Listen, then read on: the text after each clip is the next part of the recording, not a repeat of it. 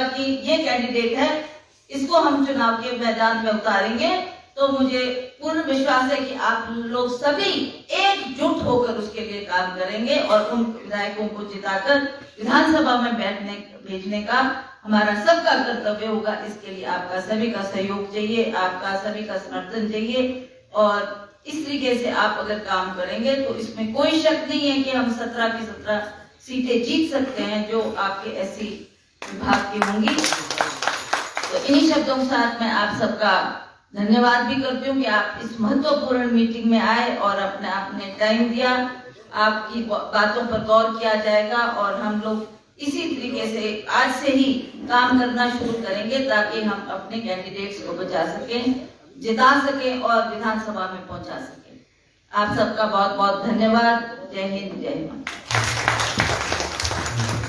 बहुत बहुत धन्यवाद माननीय अध्यक्ष महोदय। मैं आमंत्रित करना चाहूंगा हमारे आज के मुख्य अतिथि अखिल भारतीय और कांग्रेस कमेटी अनुसूचित जाति विभाग के हमारे राष्ट्रीय अध्यक्ष सम्मानित राजेश मेहता जी।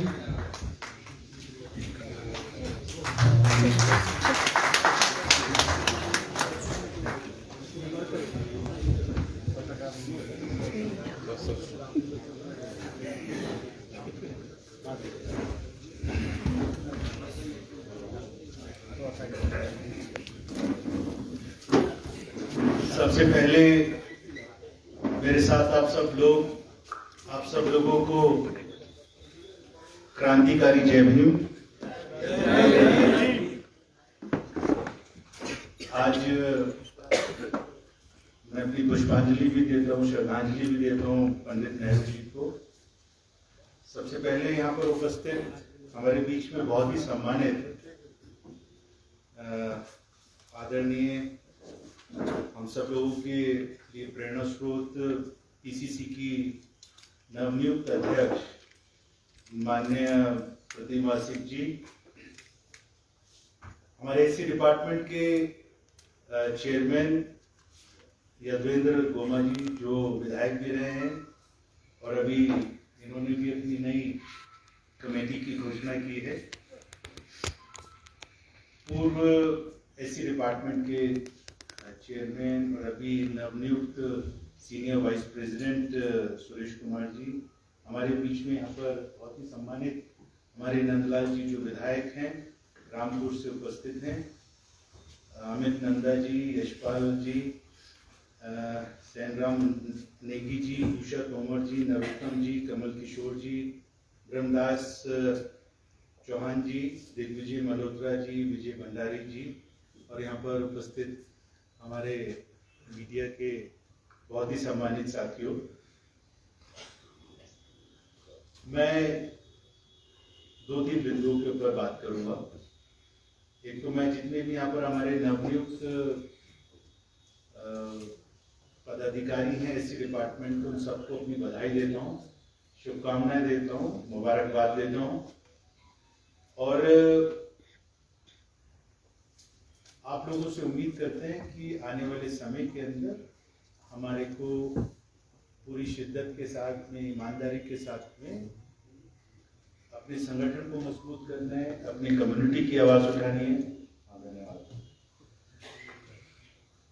कम्युनिटी की आवाज उठानी है और जो भी आपको कहीं ऐसा लगता है कि प्रदेश के अंदर अपने समाज के ऊपर कहीं पर कोई एट्रॉसिटी होती है तो उसके ऊपर भी रोशनी डालनी है, हमारी अध्यक्ष महोदय के संज्ञान में लाना है ताकि उसके ऊपर हम न्याय की बात कर सकें।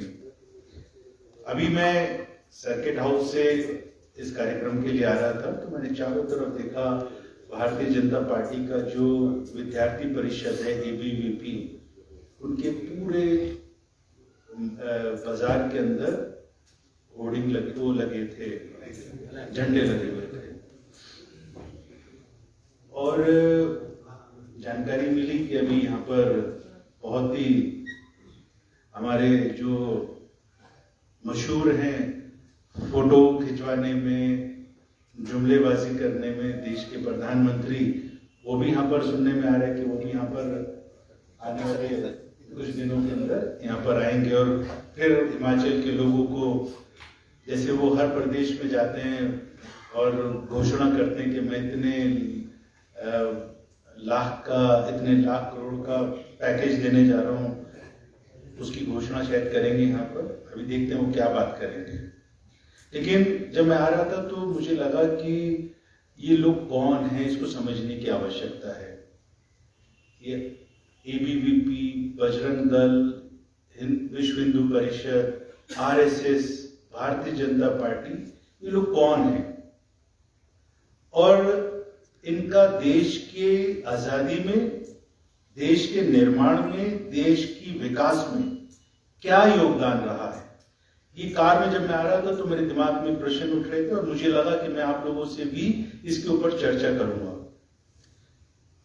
ये लोग कौन हैं जिन्होंने महात्मा गांधी जी की हत्या की। नाथूराम गॉडसे, आप सबको मालूम है, इनके बड़े थे, बुजुर्ग थे, इनके प्रेरणा स्रोत थे, शांति के दूत जिन्होंने अपना जीवन जेल में बिता दिया और देश को आजाद कराया। महात्मा गांधी जी की हत्या करने वाले लोग इनके पूर्वज हैं।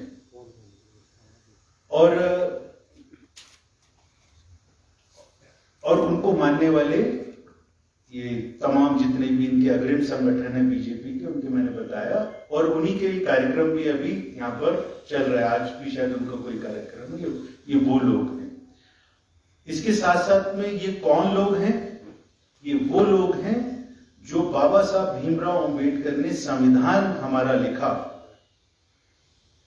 उसको कमजोर करने का काम हर रोज कर रहे हैं, उसको खत्म करने का काम हर रोज, उस संविधान का एक पन्ना फाड़ते हैं और उसको नष्ट करने का काम ये भारतीय जनता पार्टी और RSS की विचारधारा के लोग जो आज देश के अंदर सरकार में हैं और इस प्रदेश के अंदर सरकार में हैं, ये लोग वो काम कर रहे हैं।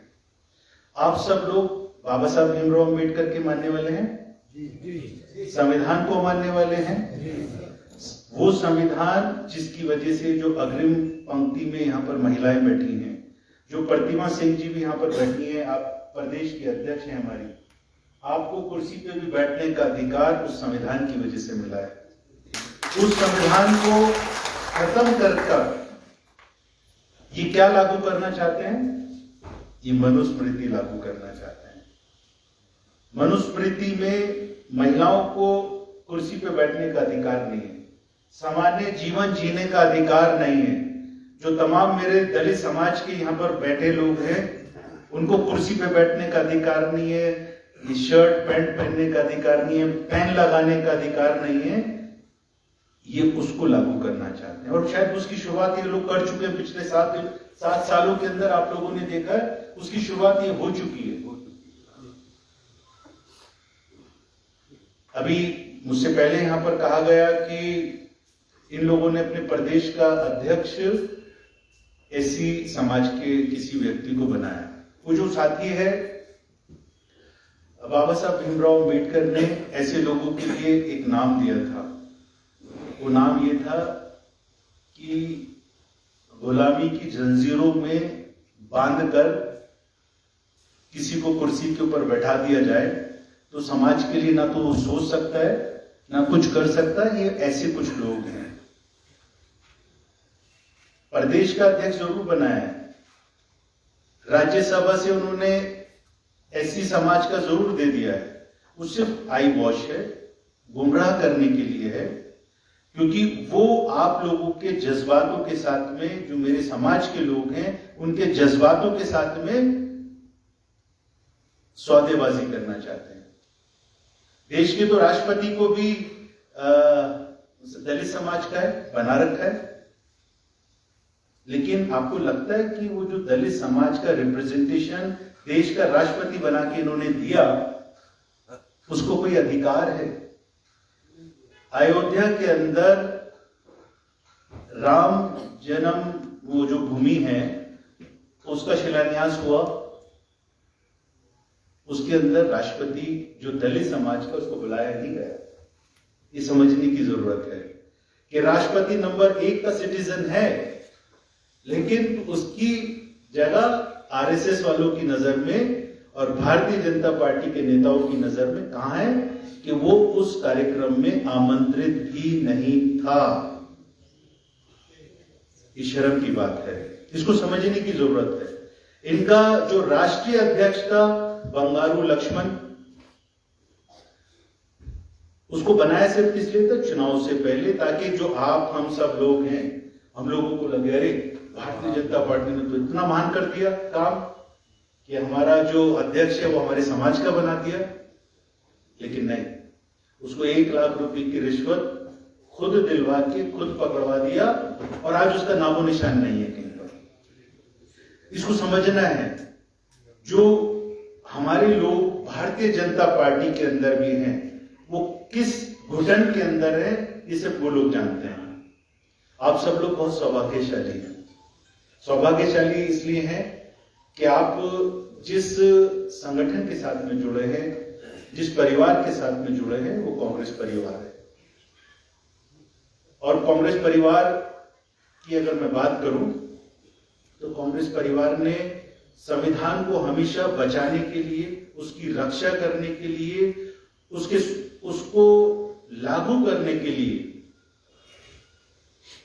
पिछले पंडित नेहरू जी से अगर शुरू करूं और आज मनमोहन सिंह जी की यूपी 1, यूपी 2 तक की बात करूं, तो जितने भी SC STs के लिए, उनके डेवलपमेंट के लिए, उनके उत्थान के लिए, उनके उद्धार के लिए, उनके विकास के लिए अगर कोई काम हुए तो सिर्फ कांग्रेस पार्टी की कार्यकाल में हुए हैं। लेकिन समझना ये भी है, पहले तो मेरे को ये बताना जरूरी था कि आपको समझना है कि आपका संघर्ष किसके साथ में है, आपकी लड़ाई किसके साथ में है। लड़ाई उनके साथ में है जो संविधान को खत्म करना चाहते हैं। आप लोग चाहेंगे संविधान खत्म हो जाए? नहीं चाहेंगे। संविधान खत्म हो गया तो सारी खत्म ही होगी, सब कुछ खत्म हो जाएगा। सब कुछ खत्म हो गया। तो संघर्ष, लड़ाई, जंग बोलूंगा मैं उसको, कि हमारी जंग संविधान को बचाने के लिए है। और ये सिर्फ चुनाव के लिए मैं यहां पर आया हूं ऐसा नहीं है। चुनाव तो आएंगे जाएंगे, कोई जीतेगा कोई हारेगा, मेरा मिशन वो नहीं है।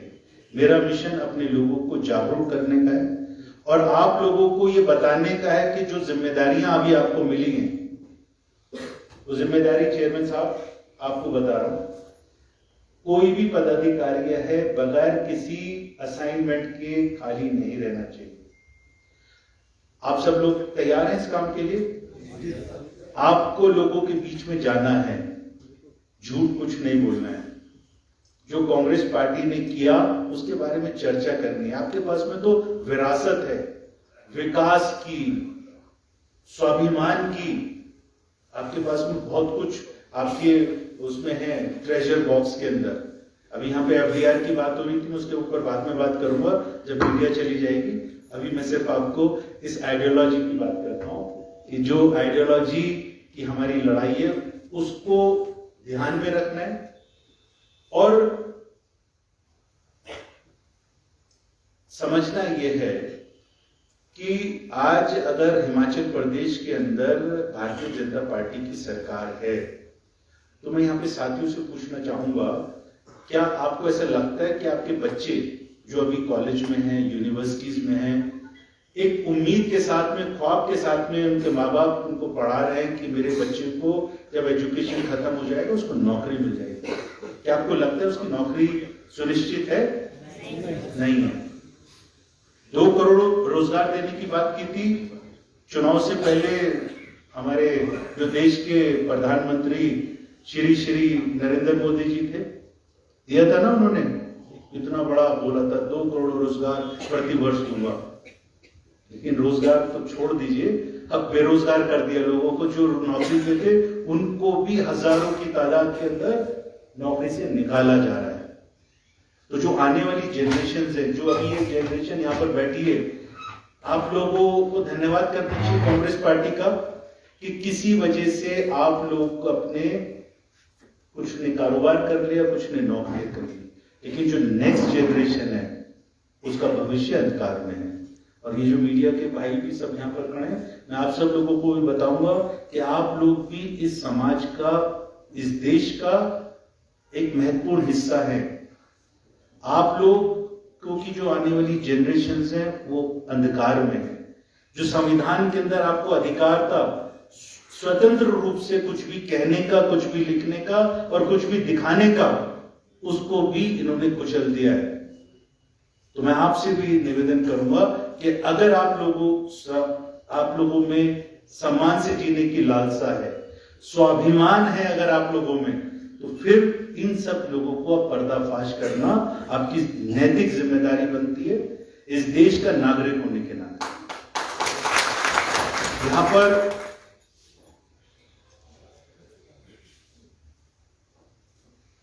अब दूसरी बातें मैं चाहूंगा कि क्योंकि ऑर्गेनाइजेशन के ऊपर बात करूंगा तो मैं चाहूंगा कि अगर मीडिया के साथी उसको यहीं पर अगर